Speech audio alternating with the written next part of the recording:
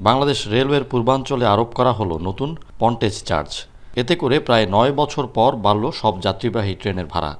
অবকাঠামো, বিশেষ করে সেতু যত মিটার লম্বা সেটিকে কিলোমিটারে হিসেব করে যাত্রাপথের দূরত্বের সাথে যোগ করা হয়েছে। আর এই অতিরিক্ত দূরত্ব হিসেব করেই বাড়ছে ট্রেন ভাড়া। সর্বনিম্ন ৫ টাকা থেকে সর্বোচ্চ ২২৬ টাকা পর্যন্ত বেশি দিতে হচ্ছে যাত্রীদের। ঢাকা চট্টগ্রাম রুটে আগে ৩৪৬ কিলোমিটার দূরত্ব ধরে ভাড়া নির্ধারিত হতো। এখন পন্টেজ চার্জ নির্ধারণের পর দূরত্ব হয়েছে ৩৮১ কিলোমিটার। এতে গড়ে একজন যাত্রীকে ৫০ থেকে ৬০ টাকা বাড়তি খরচ করতে হবে।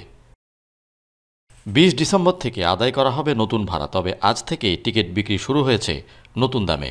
স্টেশনে এসে নতুন ভাড়া জেনে ক্ষুব্ধ অনেক যাত্রী। তারা বলছেন, সেবার মান উন্নয়ন না করে ভাড়া বাড়ানো ঠিক হয়নি। দেশের অবস্থা যেদিকে যাচ্ছে, মানুষের ক্রয় ক্ষমতার বাইরে চলে যাচ্ছে সবকিছু। আর সেই ক্ষেত্রে এই মুহূর্তে সরকার যদি এই সিদ্ধান্ত থেকে বের হয়ে আসে, আমার মনে হয় সেটা ভালো হবে। সরকারি একটা কাজ হঠাৎ করে দাম বাড়ানোটা, এটা আমি উচিত মনে করি না। আমাদের আগে ১০০ মিটার প্লাস যে ব্রিজগুলো ছিল টোল মুক্ত ছিল, কিন্তু এখন সেটা টোলের আওতায় নিয়ে আসছে। এক্ষেত্রে প্রায় ১৩টা ব্রিজ আমাদের টোলের আওতায় চলে আসছে নতুনভাবে। ১৩টা, এতে করে ডিস্টেন্স বেড়ে গিয়েছে। প্রায় আপনার আগে ছিল ৩৪৬ কিলোমিটার কমার্শিয়াল ডিস্টেন্স, এখন সেটা ৩৮১ কিলোমিটার। আর এখন আগে দিতাম আমরা ৩৪৬ এগনিস্টে ভাড়া, এখন নিচ্ছি ৩৮১ এগনিস্টে ভাড়া নতুনভাবে।